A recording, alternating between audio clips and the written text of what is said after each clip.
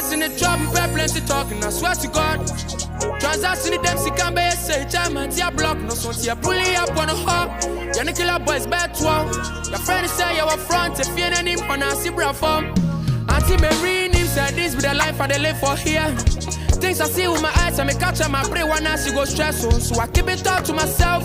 Obian, so mommy gangster, yeah, me, I'm a choice, I am fam. Hi guys, my name is Nasiba and you're welcome to another video. It's my second video actually. I'm talking like I have like 500 videos. Today we are talking about Kwakura stay driving my way, I'm doing it my way, I really don't fuck with vegans. Okay, so I remember seeing the video for Second Sermon and thinking, wow, this is ghetto depression. I know I'm not a psychologist. So what is ghetto depression? So I would like you to just like calm down, okay? I'm not like armchair diagnosing or whatever. Okay, I actually am. I am. But take this with a grain of salt, sand, sweat. I don't know. Ghetto depression is a type of depression found in inner cities where people are struggling in so many aspects of their lives that they can't even deal with their mental health struggles. It's also one that typically doesn't result in suicide, I think, just based on observation, because so many people are experiencing it together. The thing is, ghettos are very communal places and therefore there is very little space for isolation and loneliness. Now, I'm wrong, okay? I feel like it's not right, or at least like the assertion or the notion that being around people means that you can't be lonely is wrong. But I mean they're communal in that if you live or if you've grown up in like an inner city, a community that is very tight-knit and maybe overpopulated as well, you can't really help but be in other people's businesses. Like even culturally, growing up in a Zongo community, everybody's in everybody's business, okay? And these are like urban communities, usually anywhere you find yourself. I don't know if you're in Kumasi Zongo or like you're at Nima or like Tulaku or something. These places are the urban parts of that area, and they tend to be culturally very tight-knit in that if Kwakumame sees Kwabena somewhere doing something he shouldn't do, Kwakumame is going to tell Kwabena's mother, okay?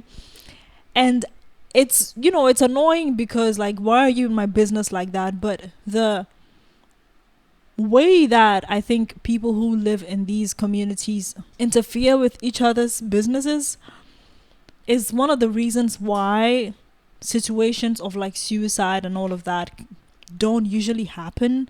Because at the end of the day, even if the person is, you know, being intrusive, they're still being involved in your life in a way. Ghettos are communal, and I think community reduces the basically suicide rates. In 2020, a research carried out by Vici et al. Showed that while suicide rates are not completely determined by population size, it can still be a determining factor, especially in men. The research showed a rise in suicide rates in tandem with a decrease in population density. The U.S. Center for Disease Control and Prevention also found in 2021 that the less urban an area was, the higher the suicide rates were. I think there's a sociocultural aspect to it as well, because community has as much to do with human behavior as it does with population. So you can still have a small group with low suicide rates as long as they have a communal culture. I don't want to get too academic, but I think this is necessary just because of all the assertions and opinions that I'm giving out. There's a book written by Nigerian author Wole Soyinka, which is titled Chronicles from the Land of the Happiest People on Earth. According to Amazon, the book is at once a literary hoot, a crafty whodunit, and a scathing indictment of political and social corruption. It is a stirring call to arms against the abuse of power. When I first saw the title of this book, my mind immediately went to inner cities and urban areas, which Africa is filled with. These places and the people that live in them are filled with so much culture, community, and fun.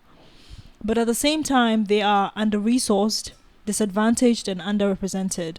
A lot of people come to these places to have fun and get away from their stressful, well-paying jobs because they love the vibrance and activeness of the place. But the locals of these places who create this fun and culturally rich environments are so disadvantaged.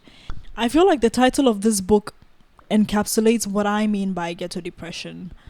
You wonder though, so why are you so happy? But for many whose lives are defined by struggle, there's a certain liberation and therefore happiness in seeing it all. That is, the worst of life. As a tree speaking Ghanaian will say, you won't see Enna. Because you die, you won't sleep. I was paying attention when Blacko began to break through the jails of the Ghanaian underground. He was working on releasing the video for First Sermon. There were clips of the behind the scenes that were gaining traction on Twitter, but I don't know, I didn't take it very seriously, sorry. I just wished him the best. But Black Sherif broke out hungry. The mention of Blacko's hunger brings us to some of his initial singles. Money and First Sermon, both hip-hop songs. The former softer and slower paced, the latter more upbeat and slightly rough in the delivery. By the way, Money is so auto-tuned, and you would think that if you listen to Money, you would think that he's not vocally very good, but he is, and I'm so glad that he stopped using so much auto-tune in his music because his vocals are incredible. And I also think that it was important for the high life element of his music to shine, and so him cutting back on the auto-tune really helped to find that balance between hip-hop and high life. Hip life. Ankonam is another song, sad song, in which Black Sherif takes time to feel sorry for himself and writes about the loneliness and lack of home. It highlights a theme of finding a place in the world that is heavily present in his musical story. The song for me can be directly tied to the first track of his album, The Villain I Never Was. The song is titled Homeless. I'll get into that album another time. I personally think that First Sermon is one of Sherif's most melodically impressive songs. I really love it. And between First Sermon and Second Sermon, I think I would go with First. Sorry, even though I do listen to Second Sermon more, there's something about First Sermon and the rawness of it, and I know Second Sermon has that rawness too. I don't know, I gravitate more towards First Sermon. I don't know, you can tell me in the comments which one you like more, First Sermon or Second Sermon. In First Sermon, we see Sherif's sadness turn to some sort of like an irritation, like nibuofu, I say like bibi anger, as he wants his competitors and contemporaries, but also everyone, I assume, to watch out for him as he is coming like a raging storm. This song is the first foreshadowing of him as a sad boy who doesn't fold. Then Second Sermon dropped. Yeah. This is when Ghanaians could not keep ignoring Blacko. Even me, who was relaxed and unfocused and I wasn't paying much attention to him, I had to sit up and listen. See, when I listened to that song the first time, I realized that I had misjudged him to be just another wannabe gangster with no talent, no originality, and no story. But in just one song, he had proved me wrong, and shamefully so. I remember thinking to myself, I have very little in common with this guy, but why do I feel this so deeply? Why am I so touched? That's when I knew that a raging storm was actually coming, not to stir the pot, but to change the contents of the pot completely. Or the asema ba. Second, someone took over Ghana and one African giant, Burna Boy. The global superstar posted a video of himself enjoying the song, and before I could say remix, they had released a remix of the song featuring him. Now, I would like to meet Black Sherif and thank him for two things. I actually would like to meet him. And thank him for two things. The part where he changes the lyrics to tell Sister Mariama that he has broken through and is doing great. And two, the outro that he added to that song. Tell him mommy, I've been on the road and I've been doing this shit alone. I do everywhere I go.